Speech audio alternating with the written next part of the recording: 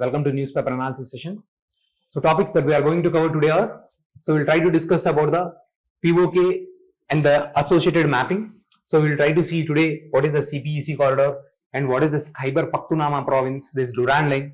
We'll try to see the mapping from that area. Okay, the closely areas that are close to this POK region and any associated things, we'll try to cover those things. Then we will also try to see the new initiative, trust initiative from under the ICET. So what is this ICET? What is this trust initiative? Then we will see. Then the main heading, Ladakh and the Union Territory. Okay, so the news that has come under the main page. Okay, so we will try to see what is this. Okay, then we will try to see the Agnipath scheme. Then we will try to see the drones. Okay, so we will try to read a little bit more about the FPV drones. What are these FPV drones and all that are being used by the Ukraine? Okay, so we'll go one by one. So let's see the first thing, Ladakh and the Union Territory. So basically what they are asking, what they were requesting previously from the Ladakh was, initially your Ladakh was part of your Jammu and Kashmir, right? But it got bifurcated and now both of them have become the Union Territories. But in the Kashmir, you have the elections as well, but here you do not have such kind of elections. Now when this thing has happened, the Ladakh, they have demanded various things. They said, we also should be provided the complete state status. Okay, we should be formed as a kind of state.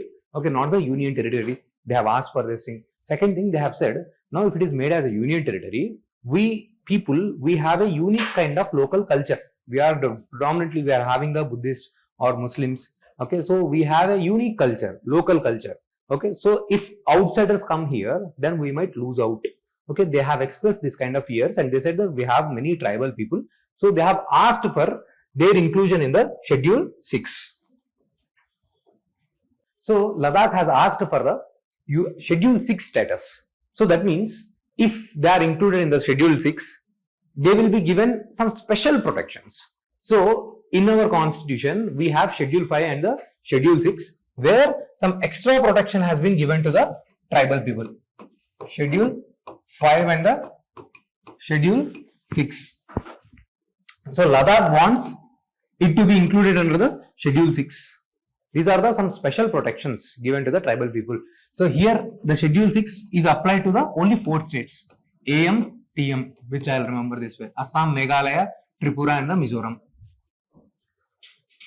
Here basically in the Schedule 6, more autonomy is provided to that area. So they will form some tribal advisory councils, not tribal advisory councils, some autonomous district councils, ADCs, okay, where these councils have the legislative, executive and judicial powers. More autonomy is being provided, especially this is in the northeast areas. And here in the Schedule 5, this is applicable for the 10 states. Here you have the tribal advisory councils. Okay, so some kind of autonomy, but not the way the autonomy is given in the Schedule 6. Okay. So you need to study these things from the prelims point of view. What is the Schedule 5 and what is Schedule 6? Very, very important. UPSC regularly asks the questions. Which of the states are falling under the Schedule 5? Which of the states are falling under the Schedule 6? What is the difference between the Schedule 5 and the Schedule 6? These kind of conventional questions from your polity definitely can be asked. There is a potential to be asked in the upcoming mains exam as well. What is the difference between the Schedule 5 and the Schedule 6? Very static question which can be asked by the UPSC. So basically, this is a kind of set of protection given to the tribal areas. Okay, but there is a difference. The way the tribals are given autonomy is different in the Schedule 5 as well as the Schedule 6. Now, your Ladakh is asking for the Schedule 6 kind of protection. Okay, because they believe they have more tribal people and their culture is different. But however, government has not given them the Schedule 6 status. They have given some kind of privileges. They said, okay, if any person is coming into your Ladakh area and settling there, they will not be considered as a locals. They should stay there for 15 years to be considered as a local. Then second thing is, they said 85% of the reservation will be provided to you in any government job. And then, like I have said, okay, they do not have Schedule 6, but they have the autonomous councils called HDCs, district HDC, hill area councils, HACs. Okay. See, hill councils. In these hill councils, basically it's a kind of body for the administrative purposes. Okay, for some kind of freedom. It does not have so many powers. Basically, under the Schedule 6, I have told you those kind of councils have the legislative, executive and judicial powers. Now these bodies are given some freedom to frame some kinds of rules and regulations, but there is no complete autonomy. So that's why they want Schedule 6. Now they have not given this thing, but they have said women will be given 1/3 reservation. To some extent, they are trying to meet their demands without keeping them under the Schedule 6. So these points you should remember. What is the way how the government, now this you need to also remember how the government will also address the separatist demand. Okay, how the government will also try to understand various kinds of regional demands, regional issues. You have the topic in your GS1 society, regionalism. Regionalism is fine, good. You are basically having love for your region. When your love for region is becoming so extreme that you are becoming anti or against some other region, then you are becoming anti-national. Then this is getting to such an extreme level that you want to get separated from the India itself. Then that is called the secessionism, separatism. Okay, so government has various mechanisms to address these kind of regional sentiments. Now this is a regional sentiment or regionalism which is good. Okay, they are trying to talk about the development, so they are asking for more protection. So government will give these kind of measures, these kind of protection measures under Article 371 also, Schedule 5 also, Schedule 6 also. Beyond these also, they will provide some kinds of protection mechanisms for the well-being of the local people. Okay, if they use arms, then again government has some set of other mechanisms to act against those things. So these are the ways that you need to understand. So these things can be asked in your, if not asked, you have to use these things in the GS1 society, how the government is addressing the problems of regionalism. Okay, there you will use these things. Or they may ask directly about what is the reason, concerns about the Ladakh. Okay, what has the government done recently? But chances of asking such questions are very less. Okay, because there are many other broad important things that are going on. You need to be aware. Maybe in the prelims they can ask. Now in the prelims you might be thinking that, like say, as per the Supreme Court judgment in the Indira Sahni case, the reservations are capped for 50%, but now the reservation cap is increased 85%. So they may ask, okay, so is the reservation capped for 50% in every state? No, there are some states which have gone beyond the 50% reservation. Okay, like say you will mention the Ladakh Union Territory, you will also mention in the Tamil Nadu, it is also more than 65% reservation is being provided. Okay, as for the requirement of that particular state. Okay, so you need to know these provisions. So there a long protest was going on from so long, maybe 4 or 5 years. Now somehow government has given these kind of measures. Okay, so what is the most important thing here?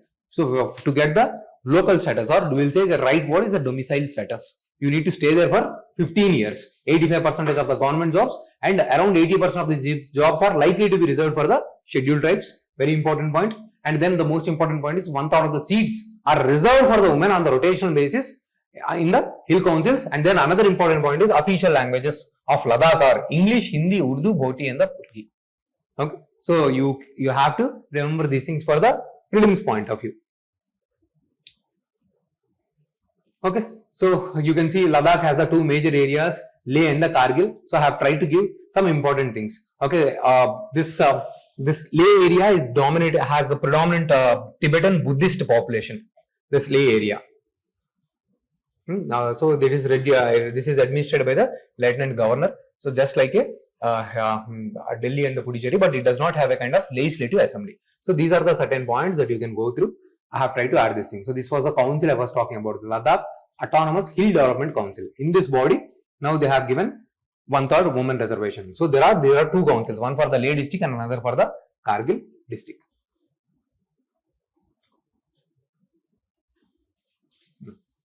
Okay. Is this clear? Ladakh topic. Okay. So now next topic. So what is the context regarding the Agnipath scheme? UP government has approved a proposal to provide 20% reservation to the former Agniveers for recruitment to various posts in the Uttar Pradesh police. So basically they are providing 20% of the reservation in the police jobs. For whom? Okay, for the Agniveers. Agniveers are those people who got selected in the Agnipath scheme. Okay, what is this Agnipath scheme? Understand this. The Agnipath scheme is a recruitment initiative by the Indian government aimed at inducting young individuals into the Indian armed forces. What is the age group? 17.5 and 21 years. Between this age group, they are basically recruited for the Indian army.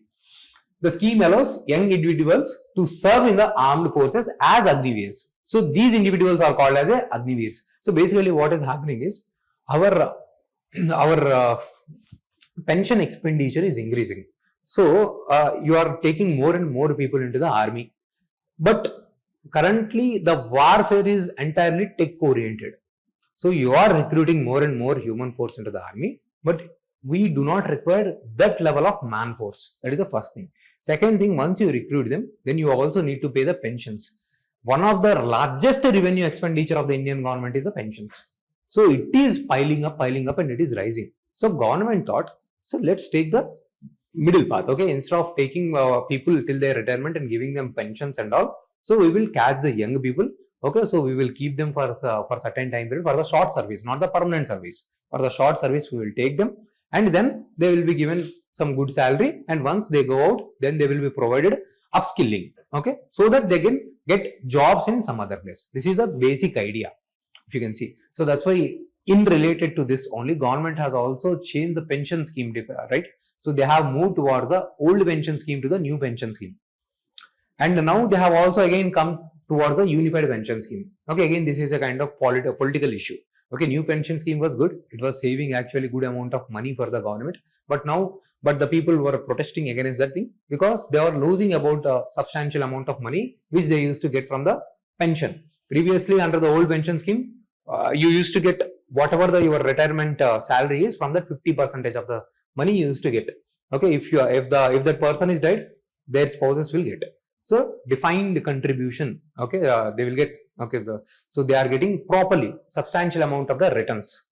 But this is like a huge financial burden for the government. So they have made various changes in the pension scheme as well as these kind of schemes. Okay, we will study in detail about those pension reforms some other day. But now the topic is about the Agniveer. So in the same way, in order to reduce their financial burden for the payment of the salaries as well as the pension, they are moving for this short-term services, which is called the Agniveer scheme. Okay, so you need to understand the broader concept rather than just understanding from the prelims point of view. Okay, Agniveer scheme means 17 to 21 years of age group. People are getting hired for the in the army. Okay, so you need to understand the bigger concept. Why they are doing this thing? Why they have introduced this scheme? Okay. So that is the most important point. It is a pan-India merit-based recruitment open to all the eligible candidates. After completing the 4-year tenure, 25% of the Agniveers will be offered a chance to serve in the regular cadre. Okay, so after 4 years, they will be asked either you can vacate the service, or you can be asked. 25% of the people will be asked whether you want to make it join permanently in the army. Okay, so they will be asked, and they will be given good salary, 30,000 initially, later on 40,000. And a fund will also be created, that is called the Seva Nidhi package. This is like kind of lump sum money will be provided to them. Okay, so when they are retiring or when they are passing out from their job, so they will get around a lump sum of good amount of money, some 11 to 12 lakhs each individual. Okay, and they are also getting the insurance amount of 48 lakhs. So these are the certain features, and some state governments are also providing them the reservations in the police services and all. Okay, so they are also provided upskilling. So you need to remember the Agniveer scheme. Okay, when this scheme was announced few years back, okay, it became a controversy. Okay, opposition was saying that okay, government is trying to go for some kind of contract jobs. Okay, government is not allowing a good employment status. Like the government is trying to play with the army, which is the most important thing. These kind of short-term services can harm the reputation of the army. Okay, so there were various things the government is saying, opposition we used to say. Okay, but this is a context. Clear? Now, FPV drones. Just you need to understand what are these things. We have already discussed. So if you can see, using these drones, Ukraine is able to do very, very strategic attacks. They are not just attacking the Russia and the borders, but they have made attacks deep in their territories. Now, recently, if you have seen, they have also attacked underwater through underwater drones. They have also attacked the bridge. Okay, in this Black Sea area. Okay, this was a recent news. Okay, tomorrow we'll see about this Crimea and the Black Sea and the bridge we were talking today. Okay, I'll show you in the map tomorrow.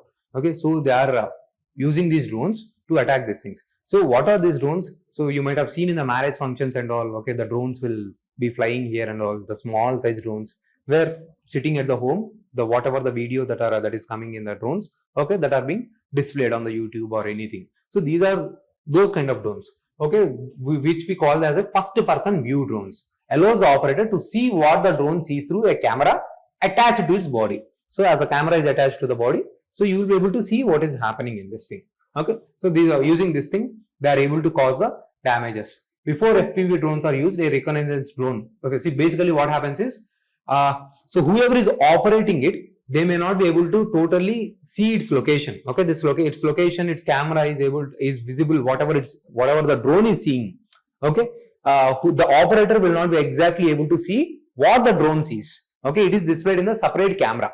Okay, so some other person should be able to guide. Okay, this drone is seeing this thing, that thing, and all. Okay, so because these are the drones not for the defense purposes. These drones are basically should be utilized in the functions and all to do this filming and all. Okay, but somehow because they are very least expensive and they also not lead to cause of death of any kind of individuals and all, they just cause some they are cost of around 40,000, 50,000, 30,000. With using these things, they are able to destroy some bigger aircrafts. Okay, so that's how the Ukraine is showing its strength and power in this current struggle between the Ukraine and the Russia. So you need to be just aware. First person view drones. So they will ask in the prelims, what is this thing? So you need to be aware what is this. That's it. And we have also seen, okay, so many things are coming up with the drones. So we can expect question on the drones in the mains as well. Already they have asked in the prelims, UAVs. Okay, so something they will ask in the mains. So drones, you also have not the utility is not just for the defense purposes. Okay, not just for the kind of reconnaissance, not just for the surveillance, tracking. It is also used in the non-defense purposes. Like say Telangana is using this drones in the land survey. Even in this one, there is a insurance scheme. Okay, so if the farmer gets and meets any kind of crop damage, okay, so drones will check, is there a real kind of crop damage is happening or not. So this technology is being used in various other activities as well. In the governance we are also using. Okay, so using drones, we are able to check what is the land's limits. So using drones, we can also do the proper survey, land demarcation, and land titles can be given properly by using the technology. Okay, in the same way, we can also check the crop damage. Pradhan Mantri Fasal Bima Yojana. There is a scheme you might have come across, which is a insurance scheme. No. Fasal Bima Yojana. Bima means always insurance. Okay, if there is any kind of damage happens, insurance means so you will pay the premium regarding something, maybe for your health or for your asset or anything. If that damages, so you will get the money. Premium will not come back if it is not damaged. So for the farmers, every year government is paying the premium to insurance company. So if the crop is damaged, the insurance company will pay the money for the loss they have occurred. Now how the testing will be done? The drones are also being used here. Okay, if the crop is really damaged or not. In the same way, even the Telangana is used in the land survey to check what is the limits of the land.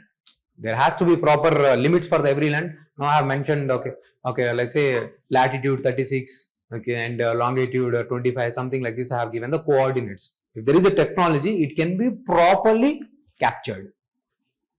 Okay, so one drone will come and they will fly like this and they will easily check and they will mark the things and they will upload it on the website. So in this way, they are being used in the governance also.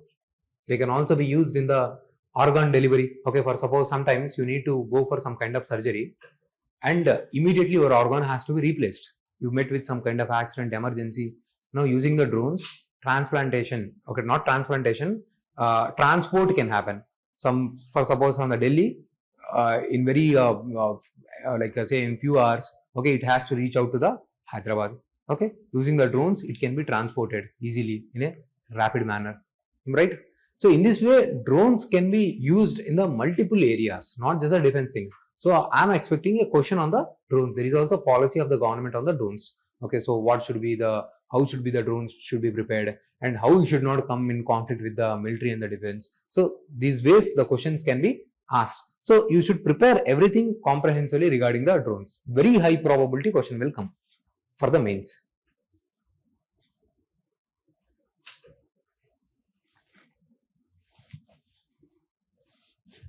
Sure. Now we'll try to understand where we're studying this Gilgit-Baltistan region is. So from this area, the CPEC corridor passes. Okay.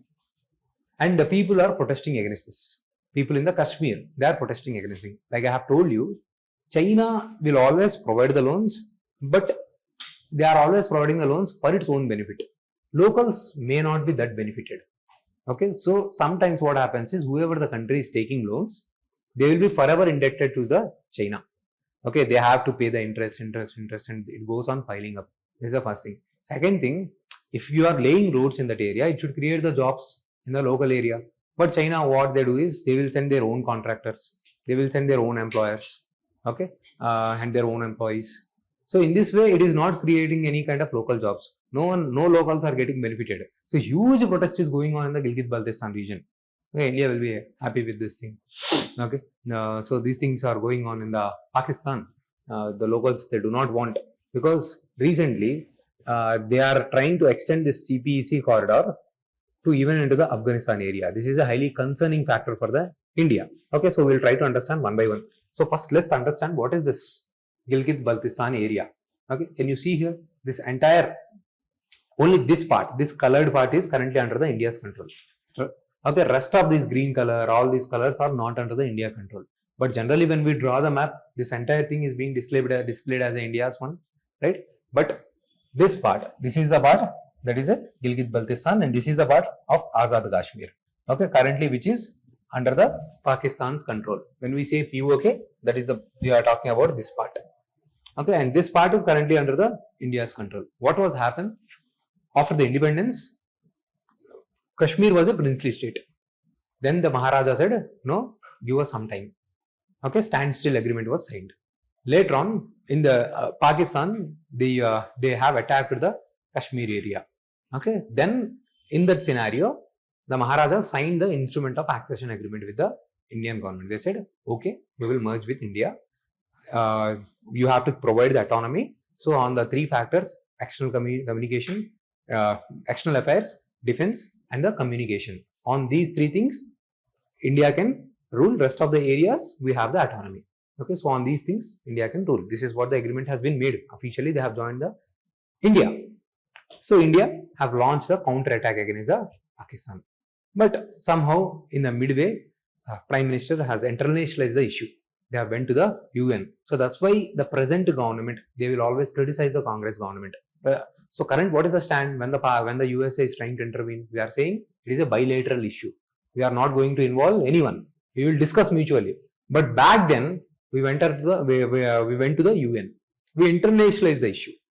After that learning only, we have thought, okay, when we internationalize the issue, they will rule as per their own standards, as per their own benefits. No country is going to go based on the rationality, logic, humanity, what is the right, what is the righteous thing, what is the justice, what is the fairness. They all have their own stakes. They will act as per their stakes. Okay, so we got a very good lesson there. So that's why we will always go in all these issues bilaterally. So back then, when we internationalized the issue, they said, okay, stop the war wherever you are.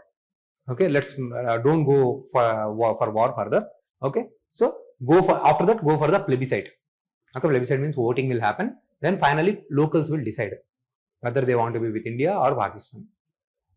But no such plebiscite has been conducted because the entire local areas was always disturbed. Okay, so there was no stability has been established. So India said, if the Pakistan withdraws forces, then India will go for the plebiscite. But Pakistan has never withdrawn its force in the POK region, and there was no stability. So no plebiscite was held. And recently, we have so then after the instrument of accession, then only we have passed we have incorporated Article 370, where special status were given to Jammu and Kashmir. So we said initially, okay, only three things will be applicable to the Jammu and Kashmir, which is external affairs, defense, and the communication. Later on, slowly everything got applied. Okay, and later on, we have also cancelled its 370 special status, and it has been made not just a state, regular state, but we have also made a union territory.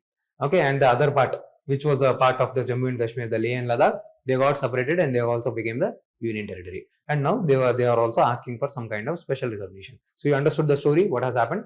And now they want to always now say for Kashmir, Pakistan people, they will say they'll say now see India has violated, so plebiscite has been not conducted, so they are trying to like say impose things on the Jammu and Kashmir. Okay, so India says first tell us when are you going to give us Gilgit Baltistan. Okay, then later on we'll talk. Okay, and not just this one, even this part is our territory. Okay, you have illegally entered. So instrument of accession has been signed and Maharaja has given us the entire POK. Not just this part, entire part is ours. Okay, but on practical terms, we can't claim, we can't, not claiming, we can't take this thing. So what we are planning is to make this LOC as a final official boundary. Okay, so this thing should happen because there everything culture is different, everything is different. Now they are under the Pakistan administration and all. So they are not pro-India. Okay, there is no demand from within the people that we want to merge with the India as of now. Okay, so we cannot know anything. Okay, so you need to see here Shaksam Valley, and here this area is given to the China, and here you have the this area is always disputed with the China. You might have seen few years back. Okay, Galwan Valley dispute between the India and the China. This is the most disputed territory. Again, in this it is also same thing here. Okay, here you have the line of actual control. Here you have the LOC. Just like with the Pakistan, you also have with the China LAC, line of actual control. But here the boundaries are disputed. Okay, even the LAC is not accepted thing. Okay, they will say this LAC should be here. India says it should be this way. China says no, this should be more on the Indian side. Okay, we have more territory under the LAC. So even this LAC is not properly accepted one. Okay, so you need to have this clarity. Okay, so here this NJ N842, this point if you know, okay, to the north of it, here you have the Siachen Glacier. So you might have seen that Siachen dispute also few years ago. So have an clarity, have an idea. Now if you can see here, you have the Wakhan corridor. Through Wakhan corridor, we have a linkage with the Afghanistan. So got the clarity about the map. So this is a very important section. Okay, so I have given you here pre-partition era, what was the scenario before 1947, whatever the thing I have discussed, what has happened after the 1947, first Indo-Pak war, then ceasefire, and then those things which I have mentioned, okay, internationalized, and then Pakistan's administrative control, then India's position and recent development. So you got clarity, what is this? Gilgit-Baltistan province. Now, passing through this area is a CPEC corridor. Basically, China is constructing a project, a road highway, economic corridor, passing through this Gilgit-Baltistan area towards the Gwadar area. Okay, so where is this? Let me take it to that point. Okay, if you can see here, this is the CPEC corridor. Can you see here? It is passing through this Gilgit-Baltistan region, and here the people are protesting against it. They do not want the POK. They do not want the CPEC corridor. So what is this corridor? It is connecting the Kashgar province to the finally Gwadar. So you need to be very clear. In the 2015, they have announced it. See here, the China-Pakistan economic corridor is a large-scale infrastructure project linking China's western Xinjiang province. Very important, Xinjiang province. It is a little underdeveloped area of the China. Some kind of separatism issue is going on in the Xinjiang province. So they want to make development in that area, and basically human rights violations are also happening in the Xinjiang province. Okay, there is Muslim ethnicity group in this Xinjiang province. They want to get separated from the China. Okay, so huge kind of mass killings committed by the China in that area. They are trying to do the ethnic cleansing and all. So nothing comes out because China is not a democratic country. So no such kind of discussion, debates or newspaper, media, nothing comes out. So whenever China tries to poke India, India will raise this issue, human rights violation in the Xinjiang province. So you should be aware. You should be aware what is this Xinjiang. So they are trying to develop this project, passing through this Xinjiang finally to the Gwadar.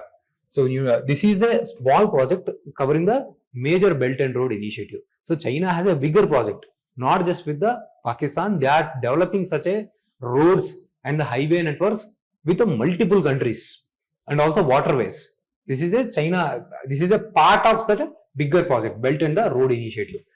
The CPEC is a large scale infrastructure project. I always tell you, so you need to remember that one line. You should be having that clarity in 1-2 lines. Whenever I ask you any topic, so you should be able to at least give me 1-2 lines of clear clear information about that particular topic. So if I ask you what is the CPEC corridor, it is a infrastructure project between the China and the Pakistan, connecting the Xinjiang province and the Gwadar port. At least you should come out with this. So it was announced in the 2015, okay, and India opposes it because it is passing through the POK region.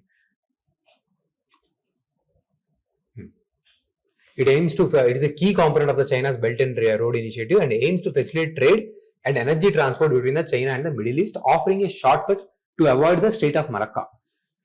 So it is giving the China port access. Basically, how the China has to enter. Currently, there is no map here. Okay, I have not picked up. So if you guys can see the Strait of the Malacca. Okay, so basically through this strait only, China's all the big container ship carrying all the goods, it will enter in that area. It is very narrow strait. Okay, so if any kind of blockade is established by the USA or any other country in that area, so China is going to suffer a lot. So they don't want to rely totally on this small area. So here I'm giving you the homework. Please go through where is this Strait of the Malacca. Okay, you need to check where is this Strait of the Malacca. Okay, so today you need to open the map and you need to check so that you get the complete proper clarity. So they don't want to rely totally on the Strait of Malacca, so they are developing the alternatives. So one such alternative is the CPEC corridor, so they can send the goods directly to this Gwadar.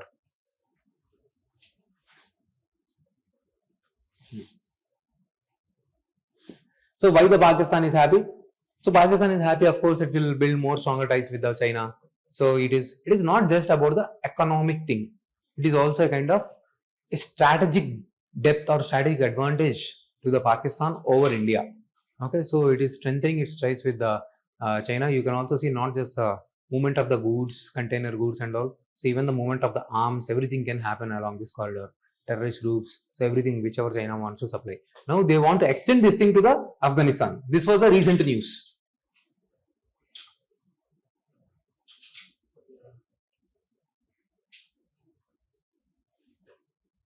See here, this was the news some 2-3 weeks back. Okay, so what does CPEC enters into the CPEC's entry into the Afghanistan mean? So we know, we are aware. Basically, currently Afghanistan is ruled by Taliban government, and Taliban is not totally pro-USA, pro-Pakistan. They have their own boundary disputes with the Taliban, with the Pakistan. Initially, Pakistan thought we will support the Taliban government. They are the Muslims. So if we support them, so we can have a very good access. Then we can put a lot of pressure on the India. But what happened is after they came into the power, today we'll discuss what kind of boundary issue that is there between the Afghanistan and the Pakistan. Across this Durand line, which is a boundary between the Afghanistan and Pakistan. I'll show you. So there is a conflict going on between the Afghanistan and Pakistan. India is trying to strengthen its ties with the Taliban. So China does not want that kind of strategic advantage to the India. So they said, okay, chalo, we will develop a highway and we will also include the Afghanistan in this thing. So we will reduce or deny the India the strategic advantage that it is going to get. Okay. So meanwhile, this thing has happened. We do not know who is supporting this protest and all.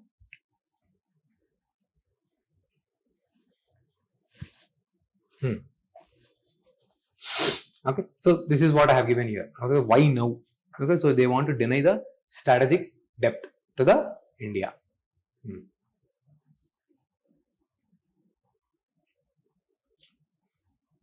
So see these things. So see here, Khyber Pakhtunkhwa province. Okay, so Gilgit-Baltistan. This is the area. Okay, Pakhtuns. These are the local tribal groups. Okay, this is currently which in the Pakistan, but they are also in dispute with the Pakistan government. These Pakhtuns, they have more similarity with this Afghanistan area. These are the tribal groups. Okay, even they do not want to stay with the Pakistan. So every area within the Pakistan, everyone is asking for separate to get what they want to get separated from the Pakistan. On one side, Gilgit-Baltistan, Khyber Pakhtunkhwa province. On another side, Balochistan. Only probably even Sindh also, where there was some kind of news. Okay, maybe only one Punjab is left for them. Okay, so all the areas, all the provinces of the Pakistan, they want to get separated from the Pakistan. Some kind of issue is going on, and they want to fight with the India. So basically, they are failed state. Okay, they are anyway damaged. They want to pull India also down. If you see their like say their army generals and all, they are very rich there. They are able to build their empires, saying that India is the enemy. So we have to be strong. So they are getting more and more funds. There is no democracy. They'll say, so you don't need food. You need guns. If not, India will attack you. You don't need jobs. Okay, you need bombs. Okay, this is how they'll do the brainwashing to the local people for the majority of the cases. So there is no much development. They'll say they'll always project India as a kind of enemy, and they are growing rich. So people should come and force the government, okay, to establish the reforms and to contain the terrorism. So just only few people are getting benefited in the Pakistan at the cost of the people. They don't worry. They don't worry about their peoples. They don't worry about the Indians. They don't worry about the common man dying. No. Okay, only few people they want to get benefited. So that's why we'll call the as a state as a kind of failed state, deep state, rogue state, anything, any state you want to add, you can add. See here, Khyber Pakhtunkhwa province is a province in the, understand all these things. Okay, so once probably once you do all these classes, maybe you will be very, very strong in the IR. Right, so many things we are doing that also in a proper comprehensive manner in the IR, in the mapping, everything, every area will be very good. See here, Khyber Pakhtunkhwa province is a province in the Pakistan that lies along the Durand line. It is a contentious border between the Pakistan and the Afghanistan. That is a major thing. So Khyber Pakhtunkhwa is predominantly inhabited by the ethnic Pashtuns, the same ethnic group that is divided by the Durand line between the Afghanistan and Pakistan. So Durand line is established somewhere in the 1893, but somehow the Afghanistan do not accept the Durand line as a kind of its border. See here, there is another group known as Tehreek-e-Taliban Pakistan. So these are the group of people. They are launching the militant attacks against the Pakistan from this Khyber Pakhtunkhwa province. So that is a thing that you need to know. So fighting is going on in this area between this Afghanistan and your Pakistan region.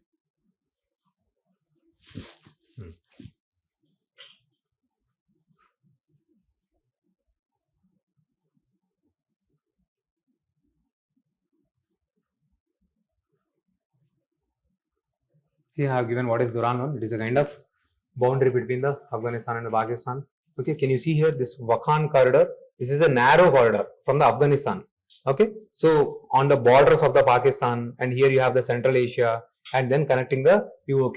Okay, it is a narrow strip of the land in the northeastern Afghanistan that extends about 220 kilometers from the body of the Afghanistan to the border of the China. It is bordered by the Tajikistan in the north and Pakistan to the south. So they will ask in the mapping. So your Wakhan corridor has borders from which countries? Because this is the area always some kind of conflict is going on. Okay, some kind of struggle is going on between whether Afghanistan or Pakistan fighting. Some local tribal attacks are bombing there. Okay, so movement of the trucks are being stopped there. So some issue will keep on happening in this thing. So that you need to be aware of. So now see in the Balochistan. So now this Balochistan province, they are in these are the local groups. Okay, they want this kind of separatism. Okay, they want to get separated from the Pakistan, and there are some ethnic groups who are pro-Iran. Okay, so here they are in conflict with the Iran. Okay, so they have the disputes with the Iran, Afghanistan, and again the local people they want to get separated. So Balochistan is a very big geographical area. Okay, so it is a Pakistan largest and least populated province, predominantly inhabited by the ethnic Baloch people. Despite its mineral wealth, including the natural gas, coal and other resources, Balochistan remains economically underdeveloped. So that's why they are asking for the separate state. Clear? So you have understood all the provinces. Durand line, Khyber Pakhtunkhwa province, Balochistan, Gilgit-Baltistan, Wakhan corridor. So all these things we have tried to discuss along with the CPEC corridor which is in the news. So you have also understood big picture, what is the role of Afghanistan and how they are close with India or they have any kind of good relations with India or Pakistan, whom they can support. So you got a big picture. So you will be able to calculate some things. Something in the news happens, so you will be able to analyze why this thing is happening. In next session, I will take up the Australia issue. Today I have not picked up that thing, article on Australia.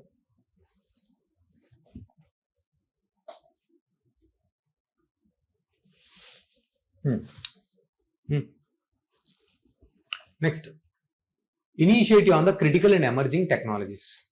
This was a kind of agreement that was happened between the India and the US in the 2022. This is a initiative. Basically, it's a kind of science and technology initiative to develop a kind of good technology in the areas of semiconductors, quantum computing, wireless telecommunications, and artificial intelligence. It aims to strengthen the strategic partnership between the two nations by driving technology and the defense cooperation. So it's a good initiative that was happened some few years back. Now, under this initiative only, they have come up with one more initiative called the Trust Initiative. So this is a initiative under this thing. So basically, through this Trust Initiative, they want to develop the underwater cables. So previously we were discussing how the internet is provided to you through the cellular communication and also through the fiber cable networks and also through the satellites. But you cannot rely totally on the satellite network because which is provided by some other country. So you need proper fiber optics cable network. Okay. So now the USA is planning to develop this kind of fiber optic cable networks across various continents, especially in the Africa and the Indo-Pacific areas. So this is not a small initiative. They are trying to bring this initiative in the multiple continents. Because if this is not doing, just like one belt and one road initiative, China is also bringing the digital roads initiative, where they are trying to provide the broadband connectivity, digital highways, digital networks. So USA is taking the step. So they wanted to go forward and provide the digital connectivity in the underconnected areas. Now, as they are laying the cable lines, India can also participate here. Okay, India can also get the internet access to its underconnected areas, like say your northeast or even the Andaman Nicobar. So India can participate in the process. And also this is important because when you participate in such networks, in the future something happens with the China or something with any country. Now they have disconnected your cable wires. You have lost the internet. You have lost the connectivity. Nothing can happen. So this is a kind of not just technology initiative, but also a kind of strategic initiative. So they are laying the underwater cables with some kind of security related measures also. So you cannot attack those things. So they are taking measures so that properly they are able to lay the internet connections to beyond the continents. So it has both economic thing, strategic thing, defense thing. So India is also participating in this thing. So in the prelims, they may ask, what is this trust initiative? When you think of trust, if you take a logical guess, you will not be able to think that this is something related to the technology. Can you see here, designed to deepen technological cooperation between India and the United States. It aims to diversify and de-risk technology supply chains in the volatile global environment. Okay, the ICET framework is being advanced through the technology for resilient, open and unified security and trust initiative. Okay, so sometimes they will also ask a full form. Okay, so you need to answer resilient, open, unified security and trust initiative. So they will ask what is this thing also. So enhancing digital infrastructure, subsea cable development, global public good and the economic and the strategic collaboration. So these are the articles for today. So I hope we have got the clear understanding of various topics for today. So tomorrow we'll discuss topics for tomorrow. Whatever the other things, I think I have kept Australia related issue for tomorrow. So tomorrow I'll pick up the article regarding the India and Australia defense cooperation. Any other things that have been left out, I'll take it for tomorrow. So you don't have to bother much. So everything is being covered. So this particular article I have taken from the 2022 as well. 2020, whatever the things that are related to the thing, even it is appearing some 5 years back, 6 years back, 7 years back, I'll pick that thing. So you are studying the current affairs not of that particular day. You are studying current affairs in a comprehensive manner. Everything is getting covered. If you just stick to this thing, stick to this analysis for 1 year, you will be very good in your current affairs.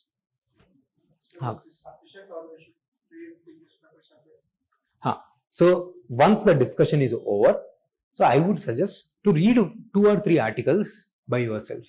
Okay. So what happens is when you read 2 or 3 articles by yourself, it will improve your comprehension skills. People are failing in the CSAT, reading comprehension, they are not able to comprehend the paragraphs, what it is trying to communicate. Once we discuss these things, you take 2 or 3 articles, read by yourself. So this will give you that kind of comprehension skills. There are so many articles which I have not taken because we have already discussed on these things. Okay, they are talking about, there was one editorial where they are talking about India should mend their ties with the China. So we should not give the advantage to the Pakistan. Nirupama Rao's article, there was okay, but I have not taken up because we have already discussed all those things issues. So you can by yourself once read that thing. So this will give you the reading skills. It will improve your reading skills. You will get the comprehension, but you should not overspend there. Okay, so already whatever the content that is relevant, we are already doing. Just spend 15 to 25 minutes for your own skills, develop your own skills. But for the exam point of view, the PDFs which you are getting, so that should be more than enough for your daily current affairs update.